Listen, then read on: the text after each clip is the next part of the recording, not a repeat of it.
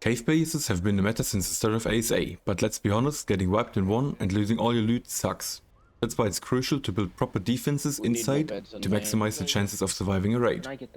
I've got a lot of messages asking if I could showcase specific cave builds, so today we are not only focusing on one cave, but I'm going to break down the best strategies to build up your cave defenses no matter which cave you're in. I'll cover general mapping of your cave and defenses, generator placement, turret placement, as well as the basic rules every tribe should follow when defending the cave. Let's get into it. When it comes to mapping your cave, you need to think about both what I call macro and micro level. Macro management means looking at your entire cave layout and deciding which areas will serve you as main defense zones and where you place your facilities like raising areas, crafting stations and storage and so on. We'll use Ice Cave here as our example. Obviously the old crouch point acts as a natural choke. This and the area just behind it should be beefed up to the max. Deeper in the cave there's another tight tunnel and the area beyond that can function as your last stand zone, buying time for evacuation if needed. In the spaces between defensive lines you can place your utility areas, raising, breeding, crafting and storage, sorted from least to most important going deeper into the cave. This ensures your most valuable stuff is furthest from the enemy's entry point.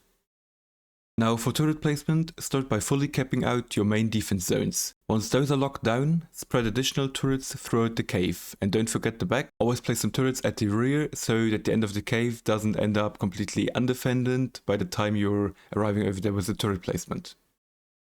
For your utility areas, I highly recommend watching my anti-mesh building tips video.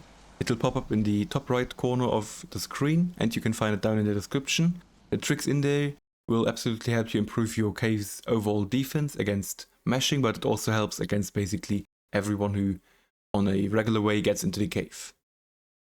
For the defense zones, we'll look at my ice cave build as an example.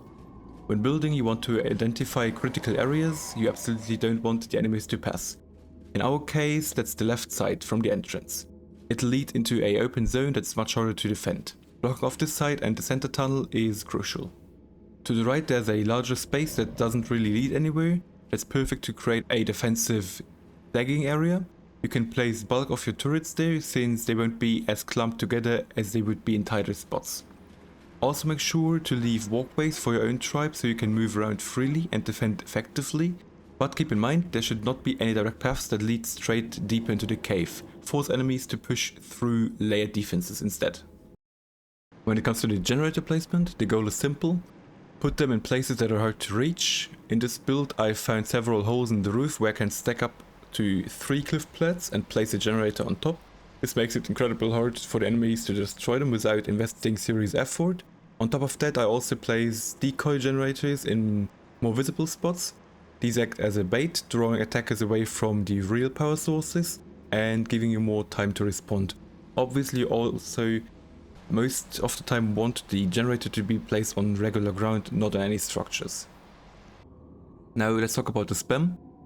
You want to use it to block direct paths deeper into the cave, forcing enemies to chew around, and it slows down their pushes. However, you should leave non-critical areas open to save resources and avoid clutter. As for the area right at the entrance, it's actually smart to keep that relatively clear. This gives you room to move during an active defense. And realistically, any structure placed too close to the entrance will be the first to go, obviously because enemies instantly blow them up as soon as they come around the corner and you can't really do anything against that. So rather than wasting resources there, focus your efforts just behind that zone where your structures will actually hold up the pressure. Another important part is land claim. To do that you can use cliff plats and stack them into the walls close to the entrance, just like I did over here. Just make sure that your cliff plats are not LOSing your turrets. And then also you can use stuff like pixie sticks, like I show over here, and stack them into the wall, which will make it harder for the enemy to push closer with their own foundation, and especially cryo fridges, which means that they need to uncryo the tames further in the back, and if you can get it right at some points, maybe they can't even uncryo the tames or get them through certain areas if you have the area still claimed to yourself. Now let's talk about the tactics, because a good build alone won't save your cave. The first goal should always be to stop the enemy right at the entrance. The second you see them starting a push, get in their way with maybe a soaker, a stego or a paracer to create as much stack potential as possible. Back that up with heavy DPS like a Corsair or Giga or something else. If, for example, 20 Thylers like run into your cave and they're like in the big open area over there, it's gonna be hard for you to like move around and defend over there, while they can maybe also prepare a second push with healings or terror birds and then going for your structures, while you are busy cleaning your cave from those Thylers. By holding them at the entrance, you can either drain their resources or create a time window to push out of the cave while they're stuck on timers or re-kitting. That's your shot to regain control or even wipe their forward fob. To finish everything off, let's talk about the tames that we want to use. In the DPS section, obviously we're going to use the Corsair and the Giga for the instant damage, especially Gigas over here pretty good because they don't need no stacks and instantly have their full damage potential. Then our bleeders, Thylers and Carnos, obviously for the bleed effect against soakers. And then the Carno also has a knockback ability, which is pretty good to keep enemies around the choke point or even push them back. Terrorists we can use to chase down players with the armor penetration and the ton of damage that they have. And also for the choke point, Dinosuchus can be pretty helpful with its Giga Jump, does a shit ton of damage and it's pretty helpful. For the meat shields, obviously Stegos, they can fit everywhere basically, and they have a very ugly hitbox where enemies can get stuck on. If you have something bigger or bigger entrances, then also use bigger tames obviously. For the support section, the UD over here has a fear ability, which is very good to fear enemies' rocket runner tames. If they're feared, they can't walk properly anymore, which is pretty good for us, and you can also buff your own tames. Obviously for the healing, we have the Daedon, and then which is not very often used, but in my opinion very good, is the Coquinos. You can grab enemies' tames, especially soakers. They won't be shot by turrets anymore, but you can bring them to your bleeders and get them killed. For some extra damage, maybe add some velos here and there, and if you sit on them, they also do a good amount of damage.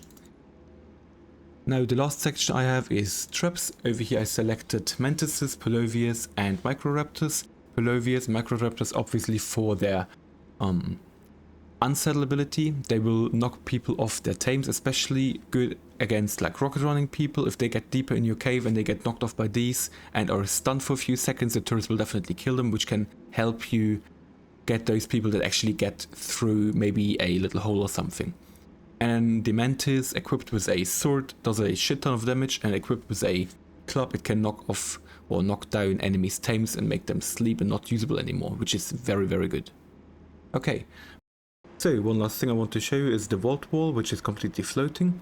There's a little problem if you do a regular vault wall like this one over here. This is obviously ugly, but we're gonna see in a second why. If I would destroy this last vault at the bottom now, all the vaults are gonna fall down to the ground because they once fall down on top of the other vaults, and then after that, if the bottom one gets dropped, they all have no hitbox and they all fall to the ground, and you're gonna see that they are all in here. Like there's one, they're all in here, right? But this is not good because if one at the bottom one gets destroyed, they're all down. So what we want to do is we want to build a wall over here. First thing we're gonna need is some ladders, and we place those vaults in the middle over here, right? Deactivate the snapping and you can place them. Now the next step is what you need to do. You take cellar doors and then ceilings to precise where you want to have the next ones. And now we need a support somewhere for thatch ceiling, and we do the usual of dropping a vault on top of a closed tech cellar door. That will make it stand on the tech cellar door, but as soon as we close the tech cellar door, it will be floating in the air. And the tech cellar doors have no hitbox, so it's basically not possible to destroy them as long as you don't destroy the support frame. Quickly show that.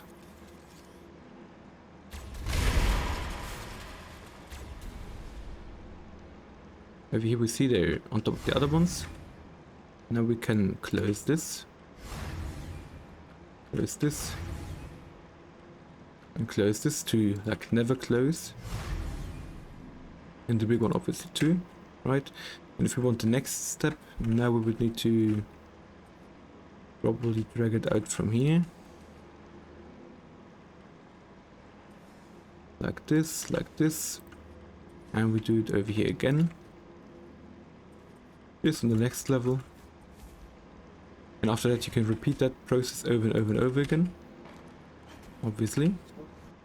And if we destroy its third layer now. Bam, we have the next layer. And now if one of them gets destroyed, like this one, there's a hole over here now, but it's like replaceable. If you have a normal vault wall where they all stand on top of each other, they all will fall to the ground. You need to replace all of them at the same time. Okay, besides that, I hope you liked the video. I hope you enjoyed the content. If it is so, don't forget to like and subscribe, and I'm gonna see you in the next one. Bye bye.